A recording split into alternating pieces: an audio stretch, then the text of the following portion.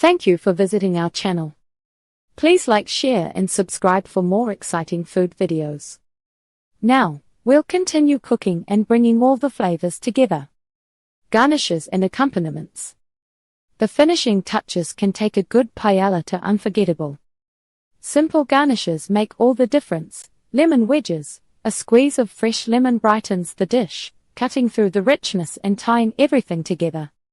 Chopped parsley. A sprinkle of fresh parsley adds a pop of green and a faint, herbal finish.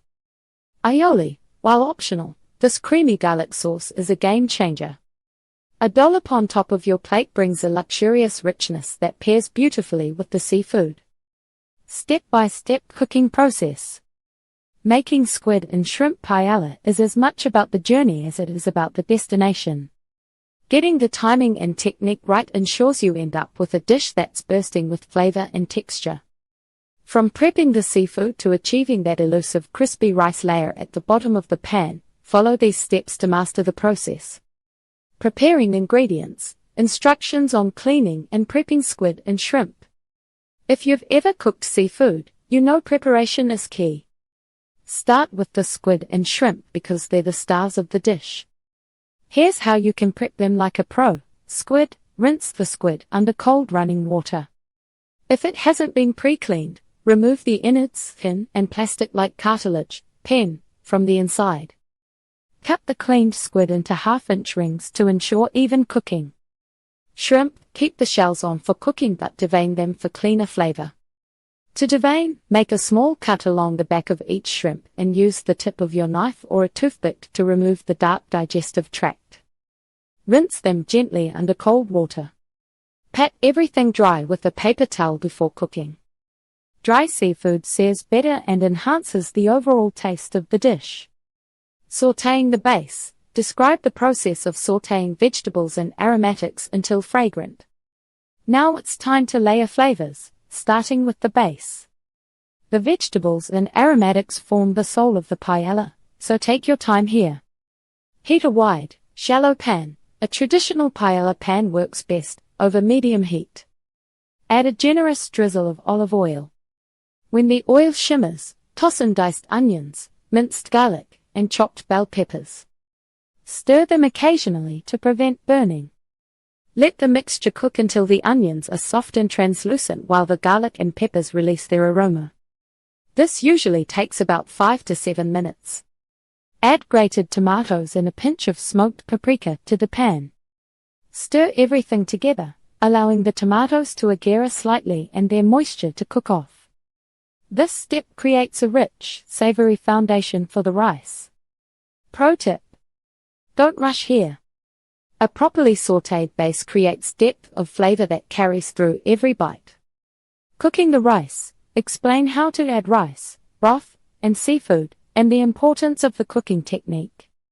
Here's where the magic begins as everything starts to come together. A few critical steps ensure that your rice is perfectly cooked and bursting with flavor. Toast the rice. Once the base is ready, stir in your chosen rice, bomba or kalispera. Sauté it briefly, 1 to 2 minutes, to coat each grain with oil and flavor. Add the broth. Pour in warmed seafood broth, enough to cover the rice evenly. Stir everything one last time to distribute ingredients, then stop stirring.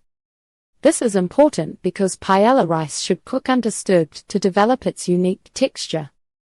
Arrange the seafood. Nestle your squid rings and shrimp into the rice. You don't need to bury them completely, just make sure they're evenly distributed and slightly submerged so they cook with the steam. Simmer the mixture over medium-low heat, allowing the liquid to reduce gradually. Avoid stirring during this process. This is how you achieve the firm but tender texture that defines a good paella. Final touches, tips on finishing the dish and achieving the perfect sauerkraut. The final stages are all about presentation and texture. Here's how to elevate your paella from good to unforgettable. Check for doneness. Once the rice has absorbed most of the liquid, taste a small spoonful to check the texture. It should be soft but not mushy, with a slight bite at the center.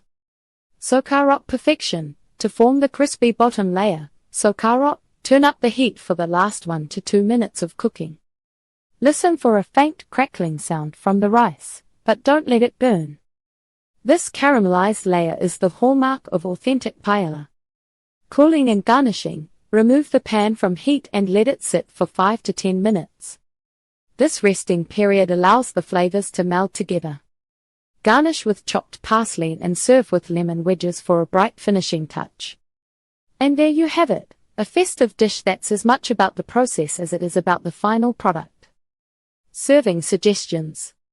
Serving squid and shrimp paella is just as important as cooking it. Presentation and pairing can elevate this already stunning dish into a full culinary experience.